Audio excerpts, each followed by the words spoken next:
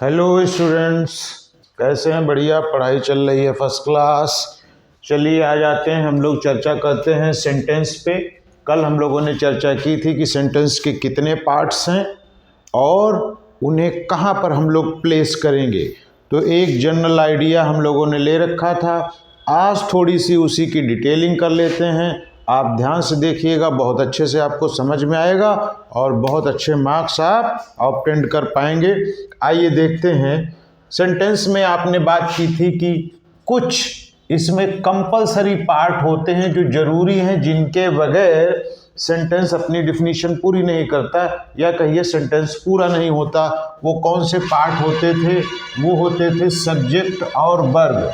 Object हो भी सकता है, नहीं भी हो सकता है, लेकिन सब्जेक्ट वर्ब होना चाहिए तो वो सेंटेंस की डिफिनीशन पूरी कर लेता है। दूसरी बात हम लोगों ने साथ में ये देखी थी कि सेंटेंस बनाने के लिए कुछ ऐसे भी हिस्से हैं जो नॉन एसेंशियल हैं, जरूरी नहीं है। इसका मतलब वे सेंटेंस में होंगे तो भी सेंटेंस ही रहेगा और सेंटेंस में नहीं होंगे तो भी वो सेंटेंस ही रहेगा।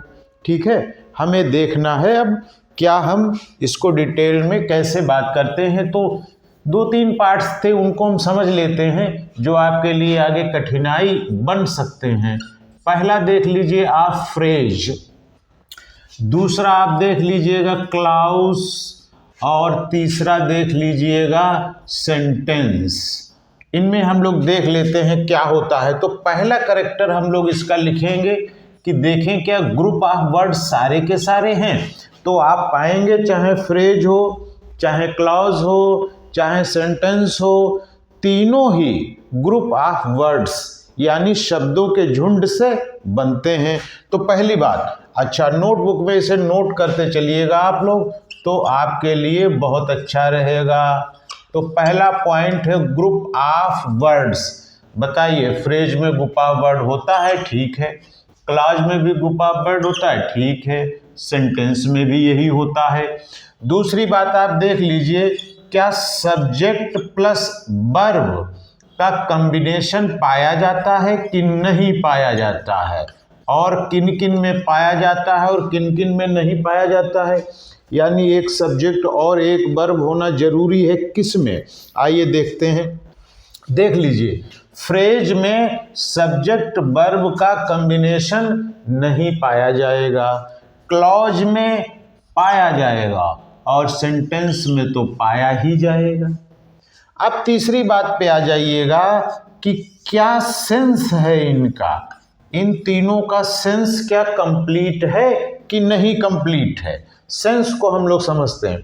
तो जो फ्रेज होता है उसमें सेंस कंप्लीट नहीं होता, तो इसमें हम लोग लिख लेंगे नॉन कंप्लीट, नॉट कंप्लीट। इसमें सेंस कंप्लीट नहीं होता। और सेंटेंस में सेंस कंप्लीट होता है। दोनों में डिफरेंस देखिए, अगर सेंटेंस है तो सेंस जो उसका अर्थ है वो बिल्कुल कंप्लीट रहेगा। क्लॉज में देख लीजिए, दो बातें हैं, कंप्लीट हो भी सकता है और नहीं भी हो सकता है। यानी कंप्लीट हो सकता है और नहीं भी हो सकता है। जो क्लॉज इंडिपेंडेंट होते हैं उनका सेंस कंप्लीट होता है, और जो क्लॉज डिपेंडेंट होते हैं उनमें सेंस कंप्लीट नहीं होता है। अभी हम एक एग्जाम्पल से इसे समझ लेंगे। अच्छा, बच्चे जो ज़्यादातर हिंदी मीडियम वाले हैं तो इसकी हिंदी भी लिख लें। फ्रेज को कहते हैं वाक्यांश, फ्रेज को कहते हैं वाक्यांश, और क्लॉज को कहते हैं उपवाक्य, और सेंटेंस को कहते हैं वाक्य। ये आप जानते हैं। तो वाक्यांश है उसका सेंस कंप्लीट नहीं होता है। उपवाक्य में कंप्लीट हो भी सकता है और नहीं भी हो सकता, और वाक्य में तो कंप्लीट होगा ही होगा। तो आप यहाँ देख लीजिए कि कंप्लीट किन परिस्थितियों में है और किन परिस्थितियों में कंप्लीट नहीं है। तो एक दो हम लोग एग्जाम्पल लेते हैं, उन एग्जाम्पल के सहारे इस बात को समझ लेते हैं। पहला एग्जाम्पल लेते हैं, the bus is missed, the bus is missed. बस छूट गई, बिकॉज इट रेन्ड। बस छूट गई बिकॉज इट रेन्ड। बस छूट गई क्योंकि बरसात हो गई। बरसात हो गई तो आप नहीं पहुंच पाए और बस छूट गई। तो हमें आप बताइए, इसमें जो बिकॉज इट रेन्ड है ये क्या है? ग्रुप ऑफ वर्ड्स है, ठीक है। यहाँ देखिए, the bus is missed, the bus is missed. इसमें देखिए द बस क्या है? सब्जेक्ट है। इज क्या है? वर्ब है। तो सब्जेक्ट और वर्ब आ गया है तो इतने पार्ट को आप क्या कह लेंगे? ये तो क्लॉज हो गया। इसमें सब्जेक्ट और वर्ब है, ये क्लॉज हो गया। लेकिन इस हिस्से में देखिए बिकॉज इट रेन्ड, ये एक क्लॉज है क्योंकि इसमें इट सब्जेक्ट है और रेन्ड वर्ब है। दोनों तरफ ध्यान दीजिए, यहाँ सब्जेक्ट और वर्ब पाया जाएगा, ये भी क्लॉज है, और यहाँ सब्जेक्ट वर्ब पाया जाएगा, ये भी क्लॉज है। दोनों क्लॉज पे ध्यान दीजिएगा। द बस इज मिस्ड, बस छूट गई। आगे देखिए, बिकॉज इट रेन्ड, क्योंकि बरसात हो गई। अब इसको भूल के इस पे ध्यान दीजिए, क्योंकि बरसात हो गई। तो आपको लगता नहीं कि यह अधूरी बात है? क्योंकि बरसात हो गई तो क्या हुआ, क्या घटना हुई? बरसात हो गई तो फिर आप बताएंगे इसीलिए बस छूट गई है। तो इतने से बात पूरी नहीं हो रही है। तो बिकॉज इट रेन्ड जो है ये डिपेंडेंट क्लॉज है। ये कैसा है? डिपेंडेंट क्लॉज है। इसी क्लॉज को कहते हैं डिपेंडेंट। जो डिपेंडेंट होगा उसका सेंस क्लियर नहीं होगा और जो इंडिपेंडेंट होगा उसका सेंस क्लियर हो जाएगा।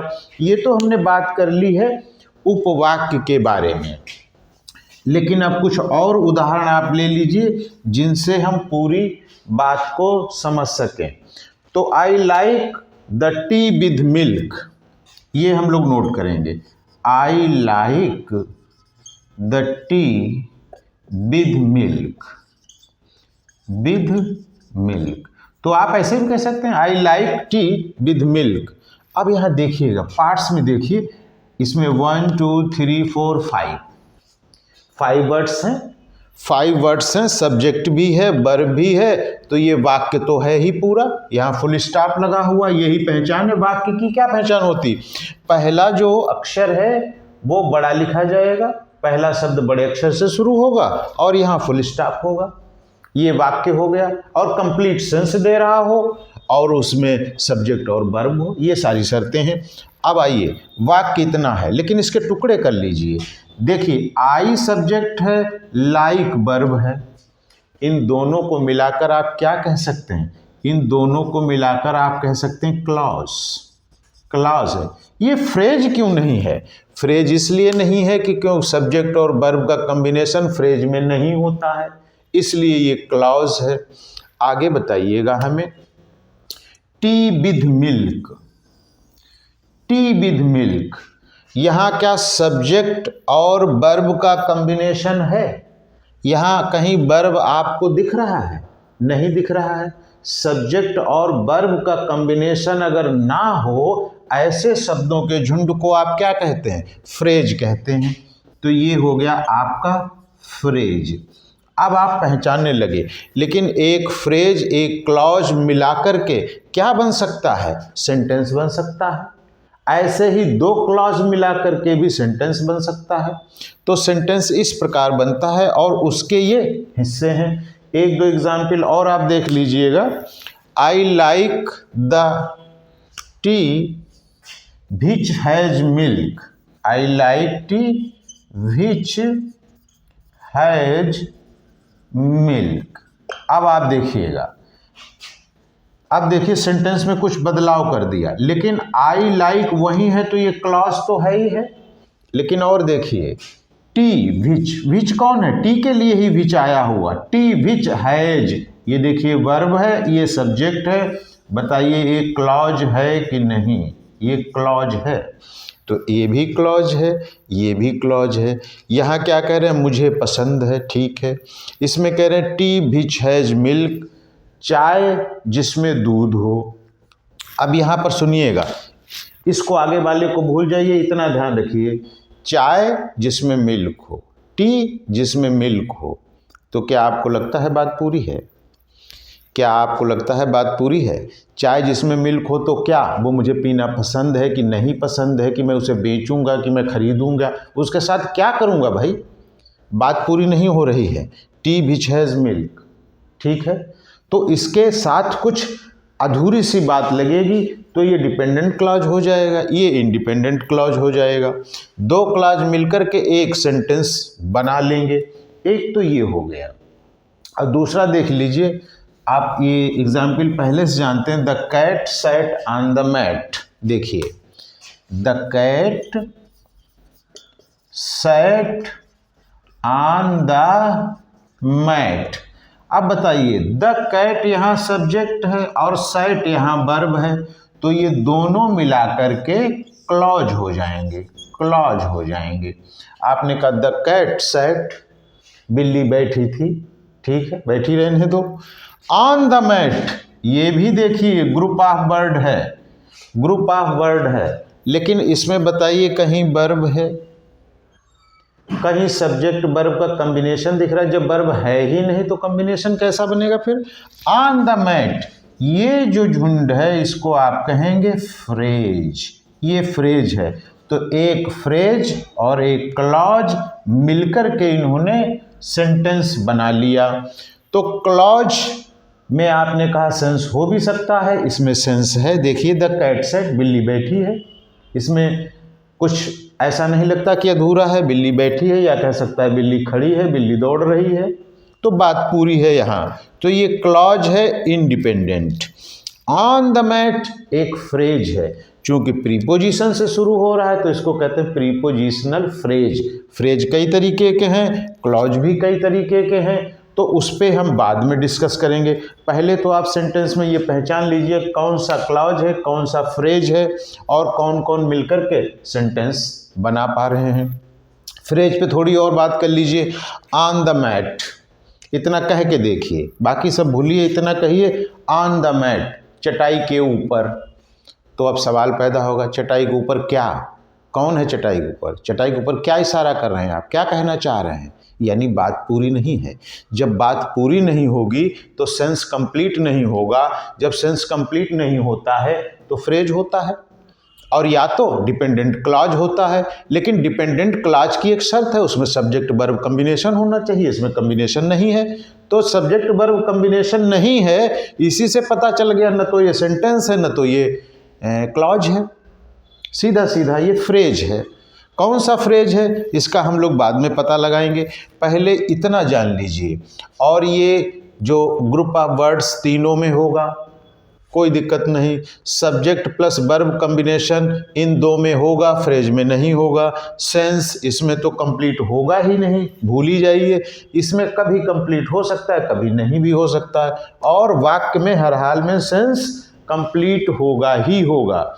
ये हमने जो पार्ट्स किए हैं, और ये फ्रेजल वर्ब्स और इस तरीके के शब्द आपके सामने भविष्य में आएंगे, क्लॉज आपके सामने आएगा, इन्हें कन्वर्ट करना होगा, और किस किस से मिलकर क्या सेंटेंस बनाइए। सारे क्वेश्चन हैं, क्वेश्चनों की भरमार है, कंपटीशन लेकर आपके एग्जामिनेशन हर जगह ये सब पूछा जा रहा है। तो इतना आप इसे आप नोटबुक पर अपने कॉपी कर लेंगे, और जब बात एक बार नहीं समझ आएगी तो मैंने कहा कि वीडियो कई बार देख लीजिए। ये छोटी छोटी बातें बहुत महत्वपूर्ण हैं, आगे बहुत काम में आने वाली हैं। इसके बाद हम लोग चर्चा कर लेंगे कि जो सेंटेंस आपने बनाया है उसका आपने स्ट्रक्चर जो देखा है कि किन किन चीज़ों से मिलकर के ये सेंटेंस बना हुआ है, तो सेंटेंस फिर कितने प्रकार के बनेंगे, इस पर हम लोग अगली चर्चा करेंगे। तब तक के लिए आप चैनल सब्सक्राइब करते रहिए, शेयर करते रहिए, और जो है इसे बार बार देखते रहिए, ताकि आपको सारी बातें अच्छे से लर्न हो जाएं। Thank you.